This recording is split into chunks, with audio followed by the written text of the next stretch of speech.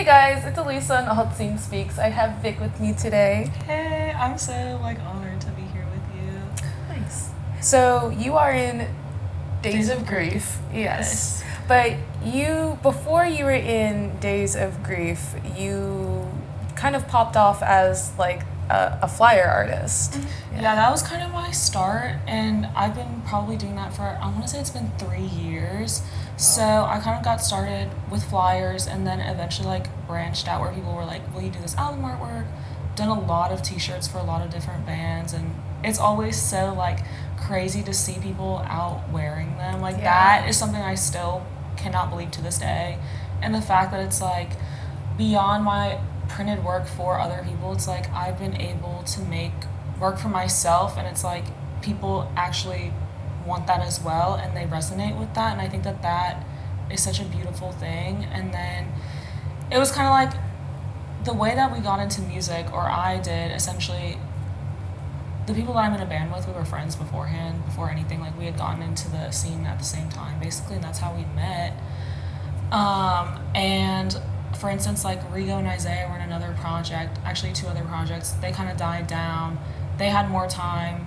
Sam's old project had fallen apart, so he was looking to do something. And then I had made a joke to Rigo at one point. I was like, it would be so funny if before I was 30, I could be in a band.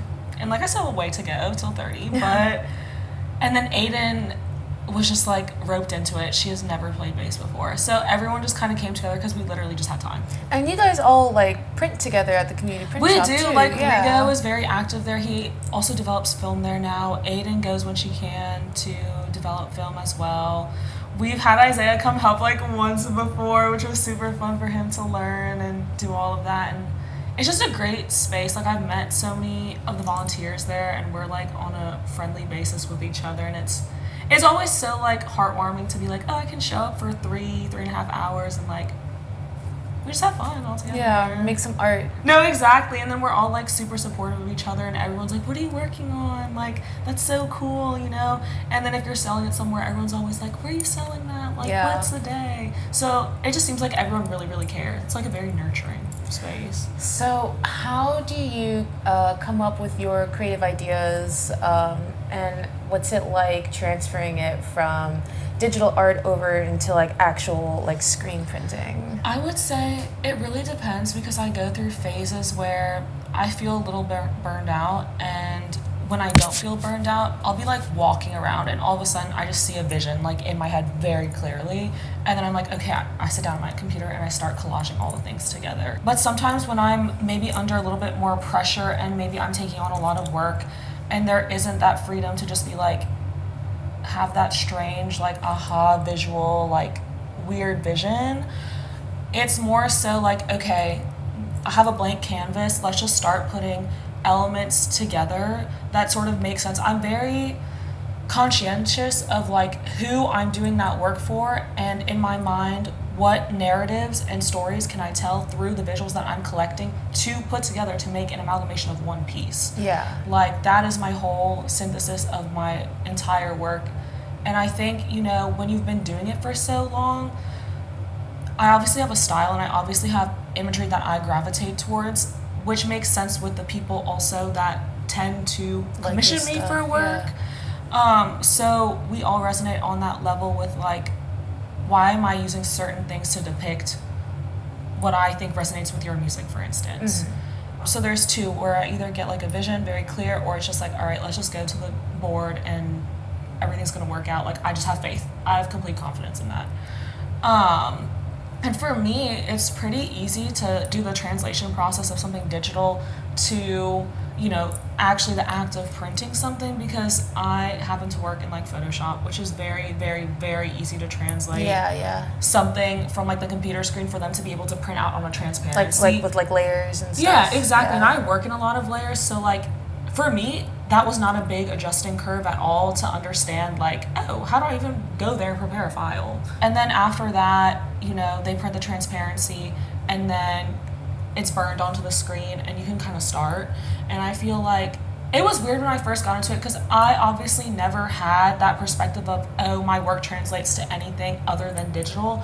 But I remember one of the first times I was ever at the shop, someone was the textures that you use in your work translate so well to this. Yeah. Like, this was meant to be. And I was like, it's so funny that you say this, because even when I was in college, I had wanted to take a course in screen printing.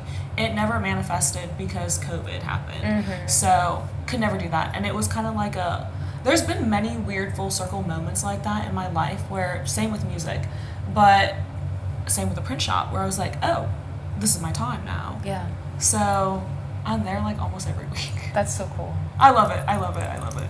So how did you get into making flyers, and what's it like on the other side, like being in a band now? So how I got into flyers, I'll answer that first. So I had traditionally, and I still do, worked for agencies right after I got out of college. It got to a point where I thought that was what I really wanted to do for like the course of my life. But something in me was like, no, this is not really the work that resonates with you, because it's so different. I'm making like brand work, I'm making advertisement, I'm making like art direction for photo campaigns. And a lot of the times, like, I've done it for so long, I'm working with like super corporate clients now. I'm working with like Adidas. Oh, cool. So, but that to me is not where the work like resonates with who I am as an individual, and like what I want to portray with my art, because I consider myself not a designer, but an artist. And a lot of people have, when you go to like university for this, there's a lot of discourse about like the terminology of that, but I consider myself an artist. And that is kind of what I wanted to do. Like, I want to do things that I resonate with and that other people will hopefully resonate with. I didn't go into it with that. So I started to kind of like erase all my digital presence and be like, okay, starting from now, I'm making work that I want to make. Like 100%, this is big. This is what big is.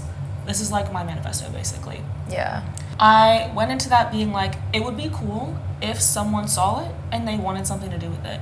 But I will be happy knowing that this is an archive of my work that I made that is me, a representation of me. Yeah.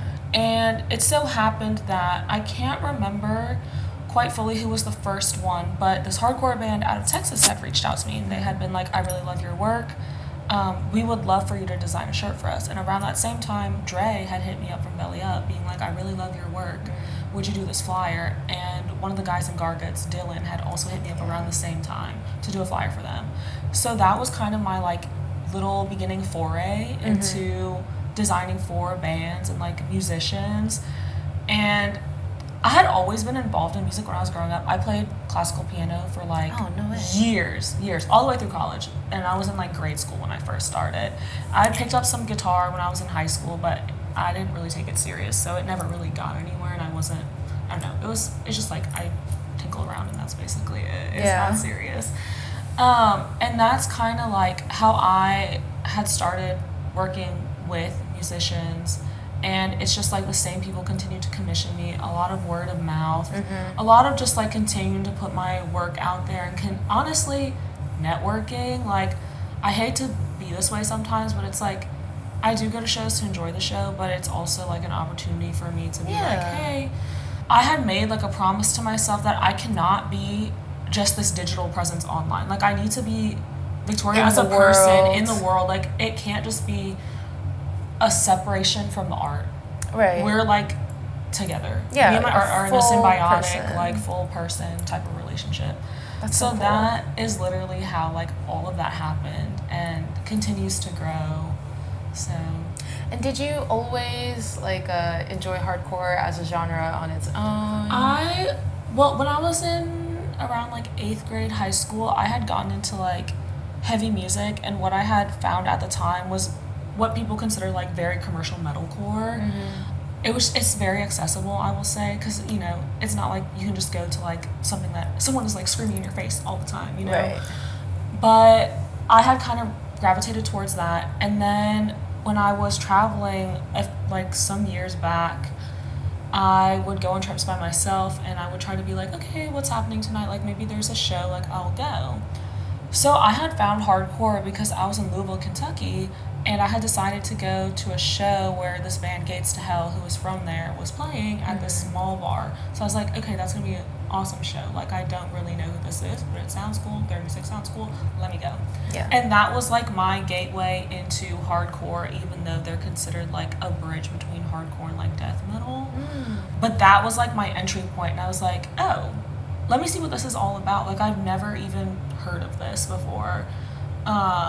And that kind of opened up like a new little world for me. And then when I had come back to New Orleans, I was like actively looking for smaller shows and like where I could go to find more of this. And that's kind of how I continuously like learned about hardcore and what, Like in the city. yeah, exactly, in the city too. So that was kind of my entry point to that. Yeah. So I'm relatively new to it, and I will admit that. Like, I genuinely don't care, you know? Because there'll be, like, people in the scene that'll be like, oh, like, you haven't been in it for 10 years, like, you're whatever, but... It's like, dude, what do you want I know, me to do? I know, like, it's like, I'm sorry. There's only so much I can do with the 12 time when that I have. I was right? Like, I wasn't 12 and had a parent that listened to hardcore. You know? Yeah. So, how do you train your vocals? I literally do not. It's so funny because when I like think about how we got into it, like I have never watched any videos on how to do it or anything. Rigo had been like, oh, just like all the air comes from your stomach basically, so use that instead of your throat. So I took that and I ran with it. Yeah. And that is all I know. So that is literally And it's how working. I do it. It's working. And I it's used to get happening. I used to get like my voice would go like very hoarse when we were like starting, but I hadn't built that like That what's the word? reservoir. Yeah, I hadn't built that yet. So it was a little bit like challenging, but I've never had any issues.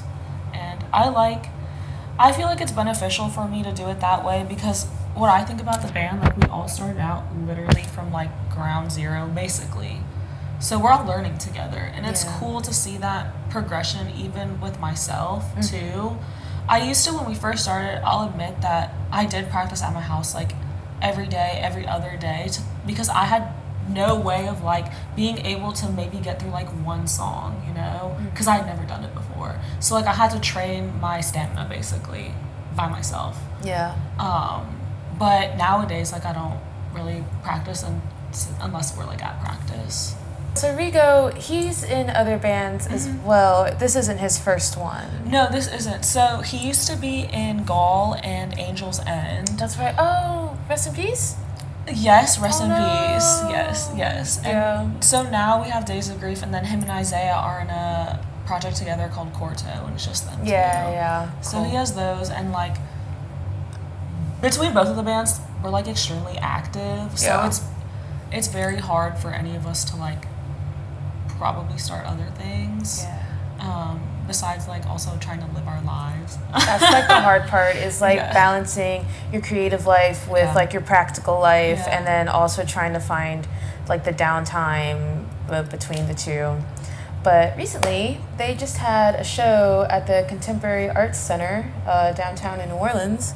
So what was that event for? Was it like, I guess you had mentioned that it was to spotlight some like up and coming artists? It was. So there's a duality to it. One, it's kind of in line with the closing of the current exhibition that's there. And Jake, who is a big part of organizing the show, his work was in it with his mentor. But the premises of the whole show was partnering an emerging artist and an established artist and pairing their work together in like a symbiotic kind of relationship. So I highly encourage that, like, if it's still up, people go and see that because the work is truly like astounding. It's beautiful. And because of that relationship between artists, Jake had pitched it to them and they were like, okay, this makes sense with the theme of the current show, so this can happen. And it'll be like a celebration of the closing and like a celebration of essentially like someone who is like considered very legendary in the scene, and then like someone who's up and coming essentially. And that's kind of how it got brought together. And Jake was very adamant to Rigo, telling him like, I want one of your bands Nice. to play. And I'm very grateful to know Jake. I'm very grateful for his support. He has helped me and Rigo so much with learning how to print. Yeah. And has been such a like champion of our own artistic practices that I'm very honored to know him. So this would all not be possible without him. Like, he is the like main person behind all of that. Cool. Yeah. Well, shout out to the CAC. Yes. Shout out to the Bywater Print Shop. Yes. Yeah. The Community Print Shop. Community Print Shop. And when's your next show? Oh my gosh, we have a show on the 8th at Gasa. Word. And then we have a show on the 11th in Lafayette. And then we take a little break and we have like 2 shows at the end of the month, I think. What's it like taking your band to like outside the city? Have you guys done that a lot? Okay, so when we first started, no, we were very much like, honestly, up until maybe February, we started playing out of town because we started getting more offers. And before that, we had gone to Baton Rouge like twice. And that was essentially it.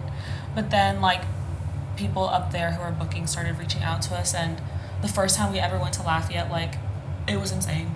Yeah. People loved us so much. Lafayette's got like a pretty big like hardcore. They honestly do. Yeah. It's small. They don't have as many shows, but when they do, like, people come out. Yeah. And they have more venues that are a little bit more either like all ages or 18 and up. Mm-hmm. So that it's more accessible to them, I guess. Yeah. In a way. But it's been kind of crazy to be like, oh, okay, like, we never went into it being like, you know, we have these goals. It was kind of like, we just want to have fun. Yeah. And I guess to see these things like come to fruition is kind of jarring a little bit, because you're like, oh, other people want to hear us. Like, people care genuinely. And that's always so refreshing, because like you can tell when you interact with some of the kids and they're like so happy to be there. They're so happy that you came. They're already asking you like, when are you coming back? Like, you know, I would love to see y'all. So that's always very heartwarming. Yeah. To know that like you're letting them experience something. Get them interested in and something. Get them interested. Yeah. And like, for me, one of the biggest things is like, we talk about this a lot in our band. You know, you have women and people of color in it. Mm-hmm. And that is not a representation at all in hardcore. Like, at all, basically. And hardcore will champion the idea of being inclusive, but it's really not. Mm-hmm. And for us to be someone that people can look up to, not in a sense of, oh, I want to be in a band, but in a sense of like, if these people can do it, I can do anything, even if I do not see myself in that. Yeah. That is so important to me, even with my own artistic practice, band aside. Mm-hmm. Because, you know, I'll talk about it in the sense of like, I know this is a whole tangent, but... No, I'm so happy that you're talking about this. This is the real stuff. Okay, awesome. But it's like, even when I went to art school, the breakdown of the student body when you go to art school, it's mostly females. Yeah. Regardless of that, when you go into the working world, when you see who is awarded all of these achievements, it's still mostly men. We're getting better. Mm-hmm. We're definitely getting better in who we spotlight. And that is awesome, but it still has to go a far way. And to me, that is so important, to be like, you can make it in anything you do, regardless. You just have to have 100% faith in yourself. Ooh. No one else has to have faith in yourself, but you do. Oh, damn, Vic. Yeah. I tell myself that all the time, and like, I make a point to tell some of the younger kids. Yeah, I make sure to tell some of the younger kids, like, keep putting your work out there. It doesn't happen overnight, but like, if you believe that you can make some sort of impact in someone's life with anything you do, you know it, and it will happen. You're so cool. You're so fucking cool. Thank you. Thank you. Absolutely, man. Fucking amen.